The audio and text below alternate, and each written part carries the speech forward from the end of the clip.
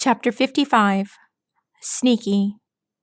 Several minotaurs glanced up, blinking curiously from where they stood at the sloped entrance to the quarry. Shuffling spears into their grip, they marched towards the incoming stranger. "Not so fast," one of the guards said.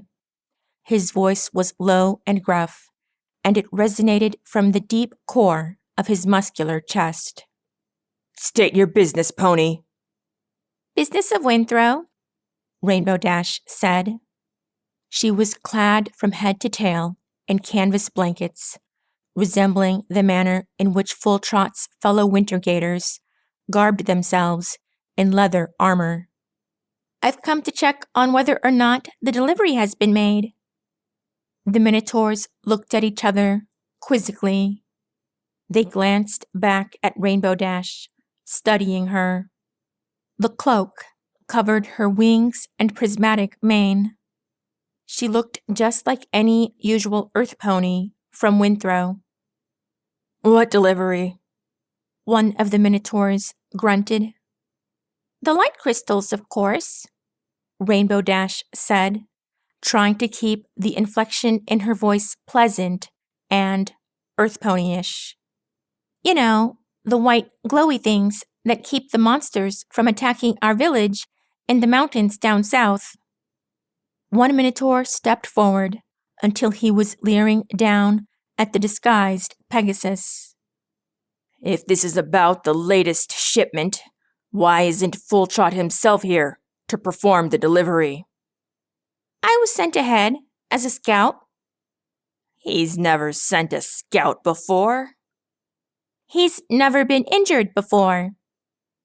The minotaurs muttered amidst each other. The one at the front of the group gave Rainbow a curious glance. "He's been injured? Since when?" "Since he was smacked hard upside the head by one of those stupid bat thingies that come out of the fog. Look, dudes, I'm from a neighboring village, and only so much was explained to me. Hushtail doesn't like any other ponies leading the caravan. He'd send his son, Sladesteed, but Sladesteed's too frickin' busy with the mines as it is. So the idea now is to wait until Full Trot recovers and then send the caravan out under his experienced lead." "You don't say." The minotaur snorted. "That could delay things for a while."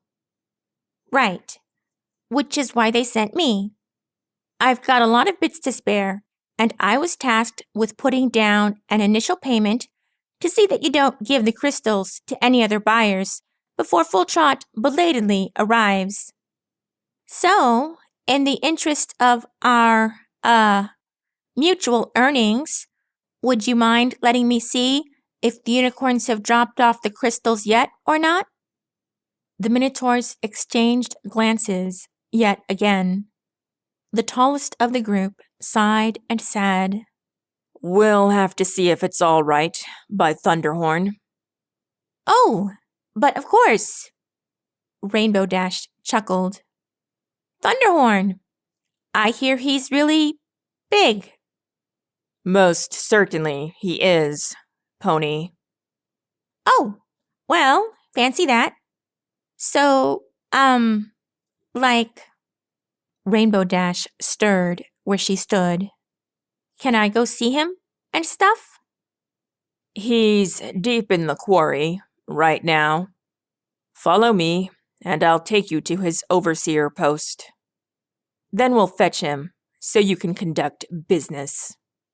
That said, the minotaur swiveled about on his staff and marched with a weary lurch towards the center of the quarry. Quietly, Rainbow Dash followed him. She kept a cautious distance, all the while glancing behind and to the sides of her path. The air of the quarry was alive with the constant hammering and breaking of rocks. Minotaurs could be seen, laboring every which way Rainbow looked. The further she walked after the distant guard, the hotter the air felt, as if something steamy was billowing out from the cave's mouth to the south. Something stirred under her cloak, and it wasn't her wings. A tiny voice broke the air around Rainbow Dash in a muffled fashion. "Does Thunderhorn sound scary? Is it too late to go back?" "Shh!" Rainbow hissed. Her ruby eyes darted around from beneath the hood that her blanket cloak had formed above her head. "Can the foolish whining, Spotty," she whispered hoarsely. "I gotta figure something out." "I don't like this at all," Rockspot's voice nevertheless stammered.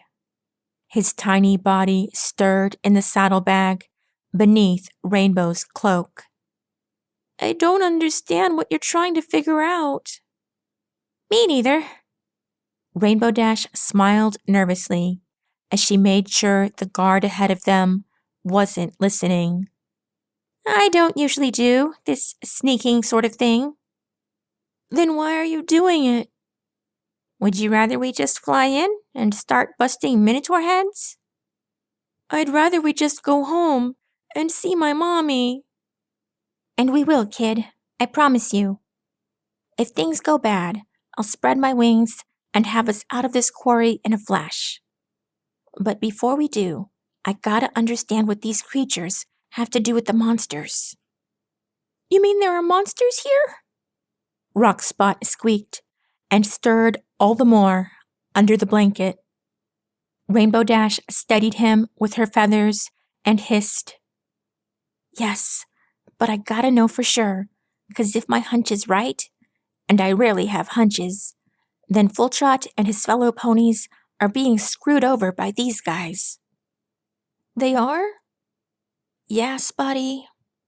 Rainbow gulped as she trotted up towards a wooden building, beside which the guard was coming to a stop. "I'm starting to think there are no unicorns delivering these crystals in the first place."